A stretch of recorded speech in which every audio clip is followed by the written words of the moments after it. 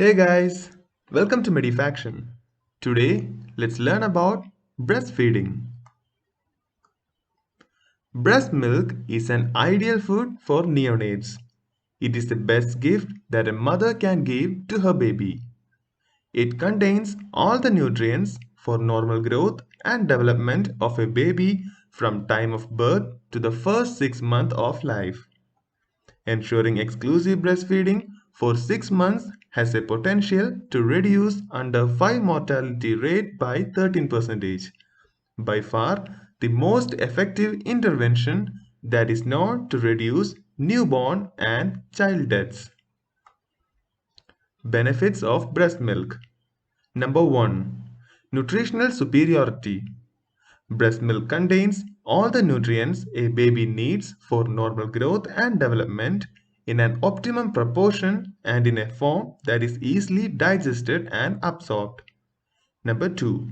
Carbohydrates. Lactose is in a high concentration in breast milk. The galactose is necessary for formation of galactocerebrosides. Lactose helps in absorption of calcium and enhances the growth of lactobacilli, the good bacteria in the intestine. Number 3. Proteins. The protein content of breast milk is low compared to that of animal milk. Most of the protein is in the form of lactalbumin and lactoglobulin, which is digested easily. Human milk contains amino acids like taurine and cysteine, which are necessary for neurotransmission and neuromodulation. These are lacking in cow milk and even in formulas. Number 4. Fats. Breast milk is rich in polyunsaturated fatty acids, which are necessary for the myelination of the nervous system. It also contains omega-2 and omega-6 fatty acids, which are important for the formation of prostaglandins and cholesterol. Number 5. Vitamins and minerals. The quantity and bioavailability of vitamins and minerals is sufficient to the needs of the baby in the first 6 months of life. Number 6. Water and electrolytes. Breast milk has a water content of 88% and hence a breastfed baby does not require any additional water in the first few months of life even during in summer months. Number 7. Immunological superiority. Breast milk contains number of protective factors which include immunoglobulin, mainly secretory IgA, macrophages, lymphocytolactoferrin, lysozyme, bifrus factor, and interferon among others. A breastfed baby is 14 times less likely to die of diarrhea and almost 4 times less likely to die of respiratory infection. Benefits to mother. Breastfeeding soon after birth helps uterine involution, reducing chances of postpartum hemorrhage. It provides protection against pregnancy due to lactational amenorrhea. If the mother has been exclusively breastfeeding her baby and has not resumed menstruation, then there is no need for any other contraception during initial 6 months after delivery. Breastfeeding is most convenient and it is also time saving. It reduces the risk of cancer of breast and ovary. Breastfeeding is the most effective way of shedding extra weight that mother has gained during pregnancy. Now let's check the physiology. Lactogenesis is a complex phenomenon involving many hormones and reflexes. Two hormones are most important, which are prolactin and oxytocin. Prolactin reflex, also known as milk secretion reflex. Prolactin, produced by the anterior pituitary gland, is responsible for milk secretion by the alveolar epithelial cells. When the baby sucks, the nerve ending in the nipple carry impulse to the anterior pituitary, which in turn release prolactin, and that acts on the alveolar glands in the breast to stimulate milk secretion. This cycle from stimulation to secretion is called the prolactin reflex or the milk secretion reflex. The more the baby sucks at the breast, the greater is the milk production. The earlier the baby is put to the breast, the sooner this reflex is initiated. The greater the demand, more is the production. It is therefore important for mothers to feed early, frequently, and empty out the breast completely at each feeding session. Since prolactin is produced during nighttime, breastfeeding during night is very important for maintaining of this reflex. Next is oxytocin reflex, otherwise known as milk ejection reflex. Oxytocin is a hormone produced by the posterior pituitary. It is responsible for ejection of the milk from the glands into the lactiferous sinuses. This hormone is produced in response to stimulation to the nerve endings in the nipple by suckling as well as by the thought, sight, or sound of the baby. Since this reflex is affected by the mother's emotions, a relaxed, confident attitude helps the mothers for the milk ejection reflex. On the other hand, tension and lack of confidence hinder the milk flow. Factors which reduce milk production. Using dummies, pacifiers, and bottles not only interfere with breastfeeding but also predispose the baby to diarrhea. Giving supplements such as sugar water, grape water, honey, breast milk substitutes or formula either as prelacteal or supplemental feeds. Painful breast conditions like sore or cracked nipples and engorged breast. Lack of night feeding as the prolactin reflex is not adequately stimulated. Inadequate emptying of breast, such as when baby is sick or small and the mother does not manually express breast milk or when baby is fed less frequently.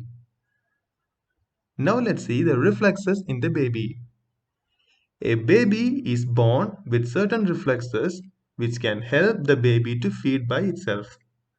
These include rooting, suckling, and swallowing reflexes.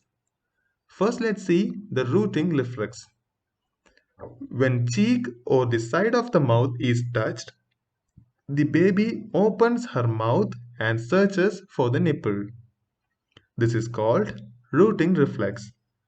This reflex helps the baby to find the nipple and in proper attachment to the breast. Next is suckling reflex. When baby's palate is touched with nipple, the baby starts sucking movements. This reflex is very strong immediately after birth. This suckling reflex consists of drawing the nipple and areola to form an elongated teat inside the mouth. Pressing the stretched nipple and areola with the jaw and tongue against the palate. Drawing milk from the lactiferous sinuses by wave-like peristaltic movement of the tongue underneath the areola and the nipple and compressing them against the palate above, just like here. Next is swallowing reflex. When the mouth is filled with milk, the baby reflexly swallows the milk. It requires a couple of suckles before baby can get enough milk to trigger swallowing reflex. It requires coordination with breathing. The suckle, swallow, breathe cycle lasts for about 1 second. Now let's see the composition of breast milk. The composition of breast milk varies at different time points of lactation to suit the needs of the baby. Milk of a mother who has delivered a preterm baby is different from the milk of a mother delivered a term baby. Number 1. Colostrum is the milk secreted during the initial 3 to 4 days after delivery.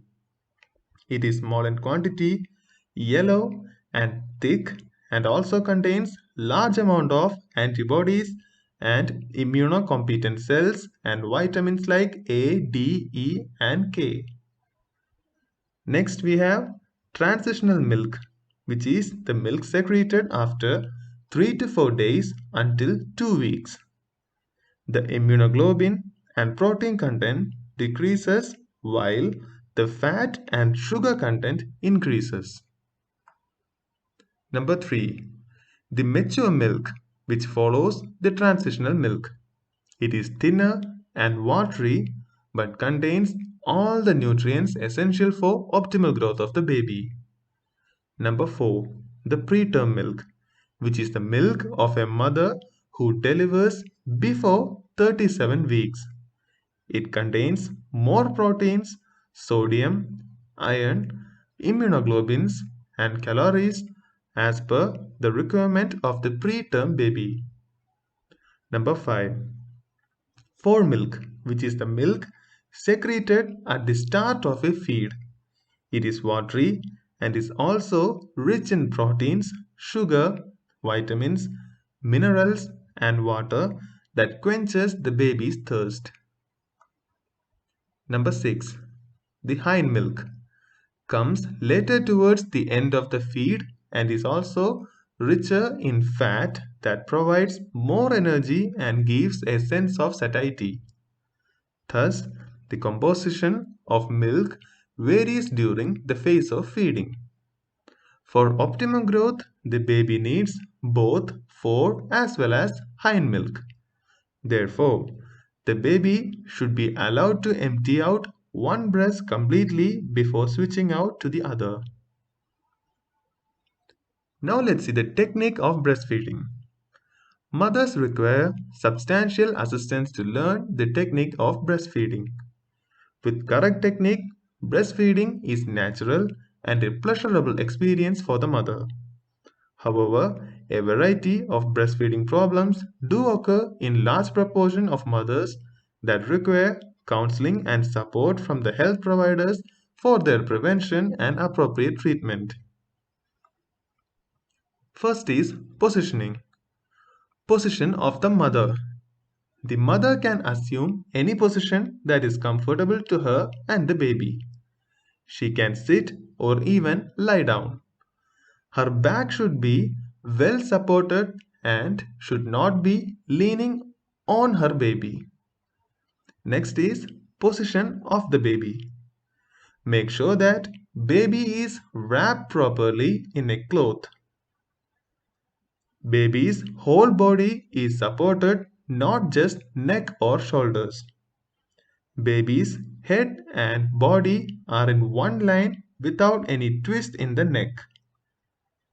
Baby's body turned towards the mother, that is, abdomens of the baby and the mother touching each other. Also, baby's nose is at the level of the nipple. Next is attachment, otherwise known as latching. After proper positioning, the baby's cheek is touched and that initiates the rooting reflex. This allows the baby to open his mouth widely, and at that point, the baby should be latched onto the breast, ensuring that the nipple and most of the areola are within baby's mouth. It is important that the baby is brought to the mother's breast and mother should not lean onto baby. So here, this is an example for narrow opening, which is a bad latch. And right here, you can see it's almost 120-degree right here, which is a wide opening, which is a deep or good latch. Next, we have effective suckling. Baby suckles slowly and pauses in between to swallow. One may see throat cartilage and muscles moving and hear the gulping sounds of milk being swallowed. Baby's cheeks are full and not hollow or retracting during sucking. Now let's see what are the problems in breastfeeding. Number 1. Inverted nipples. Flat or short nipples which become prominent easily or pulling out do not pose difficulty in breastfeeding. However, truly inverted or retracted nipples make latching difficult. As the baby is not able to take nipple and areola in the mouth properly, sucking on the nipple makes them sore and excoriated. Treatment is started after birth of the baby. The nipple is manually everted, stretching and rolled out several times a day. A plastic syringe is used to draw out to correct the problem. So this right here is how an inverted nipple looks like. This is flat and this one is normal. Next is sore nipple. Nipples become sore when baby suckles on the nipple rather than areola because of incorrect attachment. As the baby is unable to express milk, he sucks vigorously in frustration and bites the nipple, causing soreness. Frequent washing with soap and water and pulling of the baby off the breast while he is still sucking may also result in sore nipple. Treatment consists of correct positioning and latching of the baby to the breast. Next is breast engorgement. The milk production increases by the second and third day after the delivery. If feeding is delayed or infrequent, or the baby is not well positioned at the breast, the milk accumulates in the alveoli. As the production increases, the amount of milk in the breast exceeds the capacity of the alveoli to store in comfortably, and breast becomes swollen like this, as well as hard and warm, and it is painful and is termed as an engorged breast. Next is breast abscess. If a congested engorged breast, cracked nipple, blocked duct, or mastitis are not treated in the early stages, breast abscess formation can occur. The mother has high-grade fever and a raised blood count. She must be treated with analgesics and antibiotics. The abscess may require incision and draining. Breastfeeding must be continued. Next is express breast milk. If a mother is not in a position to feed her baby, for example, if the mother is an ill mother, whether if she has a preterm baby or whether if the mother is working, she should express her milk in a clean, white mouth container, and this milk should be fed to her baby. The expressed breast milk can be stored at a room temperature for 6 to 8 hours, in a refrigerator for 20 hours or 24 hours, and the freezer at minus 20 degrees Celsius for 3 months. Now we have kangaroo mother care. The kangaroo mother care refers to care of preterm or low birth weight infants by placing the infant in skin-to-skin contact with the mother or any other caregiver. Initially conceived as an alternative to conventional warmer care for LBW infants, the kangaroo mother care has now become standard of care, either as an alternative or an adjunct to technology-based care. Hope you understood the video. Like, subscribe and press the bell button for the more videos. Thank you. Thanks for watching.